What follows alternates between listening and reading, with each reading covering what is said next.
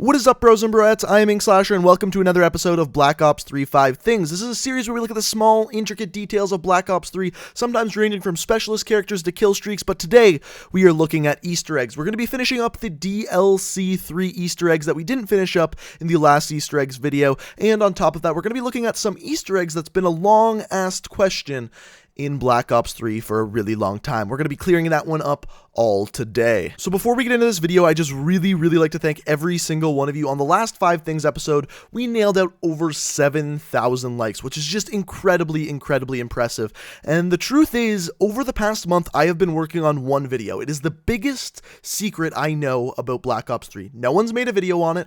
I am the first person to make a video on it. I've been putting in so much research, so much dedication to this video, and I'll tell you what, if we can break 8,000 likes on this video, the next Easter egg video I do, which will be in 2 weeks, 2 weekends from now, I will upload this biggest Easter egg you have ever seen, anyone has ever seen in Black Ops 3. It involves specialist characters, it involves kill streaks, and it involves every single map in Black Ops 3.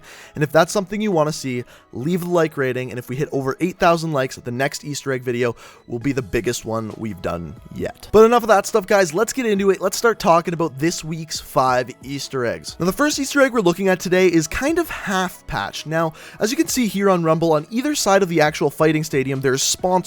There is Binza and there is K-Mac, and on either side, you can see that they're written completely normally. But a week ago, before the patch, we can see from the last Easter egg video that here, on one side of the map, the sponsors are actually backwards. They are written completely backwards, the logo's completely backwards, and it's written, well, backwards. And there was actually more than just those sponsors that was written backwards. On either side of the map, there was actually an MBL, which is Mech Battle League, which is the league of this fighting arena. On either side of the map, there is a logo for the MBL that is backwards. Now, they missed patching these things, but they remembered to patch the actual sponsors for the fighting arena itself. And that isn't actually the only sign I wanted to show you. There's actually one more. It's a little bit more dirty, a little bit more raunchy, a little bit more sexy.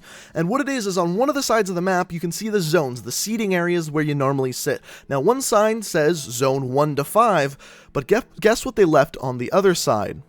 Zone 6 to zone 9. That is right, baby. Zone 69. They left that one in the game, tried to sneak it by us, but of course, we found it. Now, this one's not really an Easter egg, but I thought I'd include it in just because, well, I guess it's kind of an Easter egg. I don't know, you can decide for yourself, but it's included in. It's not counted as one of the 5 this week, but remember last time we talked about the giant Easter egg, how you can see this robot here. It's very clearly the robot from the Origins zombie map, and it's titled The Giant, which is the title of another zombies map. Now, off to the side of that, we can actually see a poster for Berserk Stadium, but beside Berserk Stadium, it says 2075. Now, I find this a little bit confusing because, well, that's not when I thought this game took place. If you remember, Nuketown is called Nuketown 2065, or Nuke 3 Town, whatever you want to call it, but that map takes place in 2065. So I just assumed that all of these other maps were taking place around that time as well.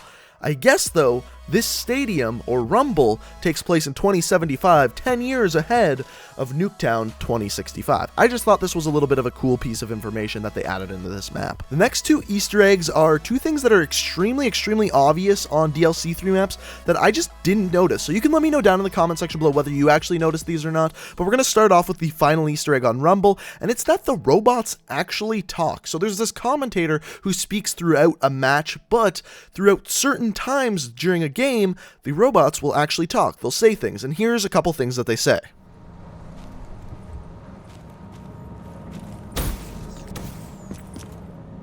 If you can see him through all that sponsorship swag, it's the new challenger to the MBL, Blitzbro!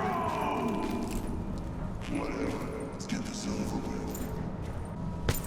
Red Widow not quite able to get it done, despite some great play. I just wasn't on my A today.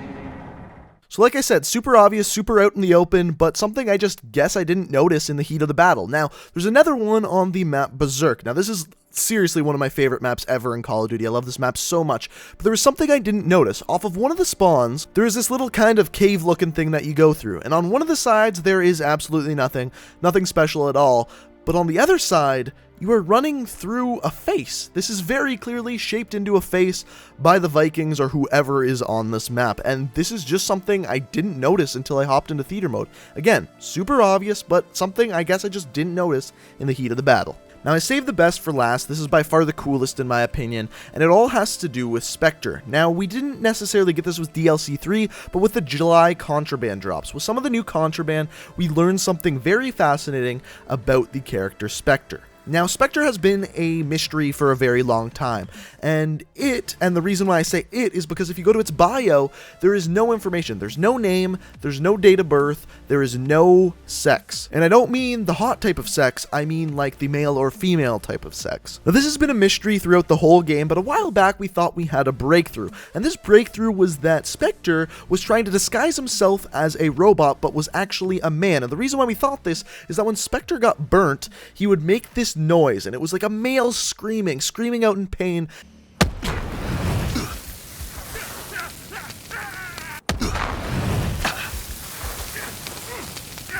There's a couple theories behind this. One was that when he got burnt, his voice-changing module that made his voice sound like a robot got broken. Another one is that he was doing an accent the whole time, and when he started to get burnt, he lost the accent and was screaming like a man. But we finally have an answer to this. Now, with the new gear, we got something special. And this something special, if you normally go and look at Spectre's mask, every single mask is, well, a mask. It's a helmet. You can't see the face in the slightest. However, with the most recent set of drops, we can see a brand new face. That is right, not a helmet, a face reveal, if you will. So unfortunately, I haven't got this character gear, so I just stole some images off the internet. I don't know whose they are, but they're somebody's.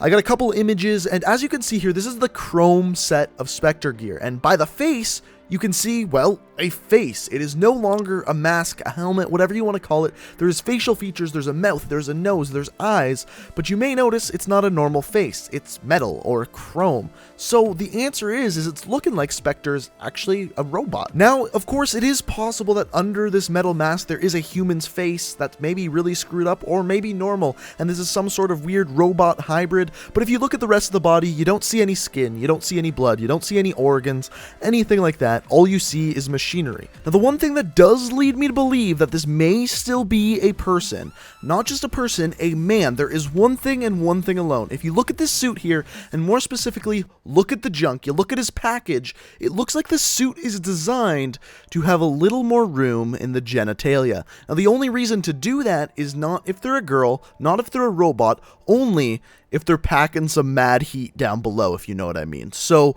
maybe, just maybe, this is still a man, but I don't know. So this does look like some sort of maybe futuristic version of something like Reaper, but I'm not really sure. You guys can let me know what you think down in the comment section below. Do you think it's a robot? Do you think Spectre's a male? Do you even think it's a female? You can let me know down in the comment section and leave some reasoning. Let me know why you think that. But I thought it was cool that at this point in the game, we're kind of getting some more in-depth perspectives on the specialist character, more specifically Spectre. So I thought that was really cool. So guys, let me know down in the comment section below, how much of this stuff did you actually know? Did you know all of it? Did you know none of it? You can let me know down in the comments below. And of course, guys, like I said earlier, if you enjoyed the video, it would be fantastic if you leave a like rating. Like I said, if we get over 8,000 on this bad boy, I will upload the biggest Easter egg in Black Ops 3 2 weeks from now. So thank you so much for watching. Check out my Twitch, Twitter. I have a second channel where I upload Let's Plays and vlogs. There is actually a new vlog going up tomorrow, so you guys can check that out down in the description.